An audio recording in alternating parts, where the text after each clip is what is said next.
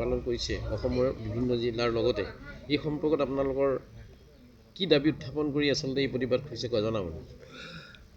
আজি আমি নহয়, যোৱা কালিৰ পৰাই আমাৰ প্ৰতিবাদ আৰম্ভ হৈছে। সদৌ অসম পঞ্চায়ত আৰু গ্ৰামোন্নয়ন বিভাগৰ ঠিকাভিত্তিক কৰ্মচাৰী আন্দোলন আৰম্ভ হৈছে। আমি 2008 চনৰ পৰা অসমৰ বিভিন্ন পঞ্চায়তত আমাৰ ঠিকাভিত্তিক কৰ্মচাৰীসকলে ৰাইজৰ সেৱাৰ বাবে বিভিন্ন চৰকাৰী কামবিলাক কৰি আহিছে। এই কামখিনিৰ ভিতৰত কৰি আহোঁতে আমি যি ধৰণে চৰকাৰৰ পৰা আমাৰ পাবলগীয়া প্ৰাপ্যখিনি পাব লাগে, সেই প্ৰাপ্যখিনি আমি পোৱা নাই।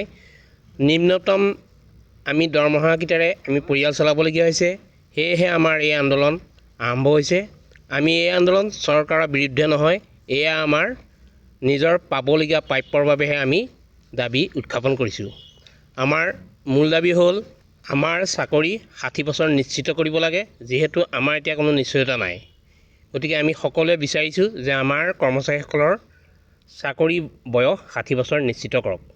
দ্বিতীয়তে, আমাৰ যিটো নিম্নতম দৰমহা এইটো তেনেই সীমিত, সেয়েহে আমি 30,000 টকা আমাৰ বৰ্তমানৰ দৰমহাৰ লগত যোগ দিবৰ বাবে আমি চৰকাৰৰ ওচৰত দাবী উত্থাপন কৰিছোঁ। তৃতীয়তে, আমি আমাৰ প্ৰতি বছৰে 10% ইনক্ৰিমেণ্ট দিব লাগে। এইটো সৰ্বানন্দ সোণোৱাল ছাৰৰ অৰ্থাৎ মুখ্যমন্ত্ৰী প্ৰাক্তন মুখ্যমন্ত্ৰী সৰ্বানন্দ সোণোৱালৰ দিনত লাষ্টৰ কেবিনেটত সিদ্ধান্ত হৈছিলে, কিন্তু সিদ্ধান্ত হোৱাৰ পাছতো আমাৰ বৰ্তমান আজি 2-3 বছৰে 10% ইনক্ৰিমেণ্ট লগা নাই। সীমিত দৰমহাৰ মাজতে আবদ্ধ আছোঁ। সেয়েহে আমি চৰকাৰক আমাৰ এই 10% বছৰি ইনক্ৰিমেণ্ট দিবৰ বাবে দাবী উত্থাপন কৰিছোঁ।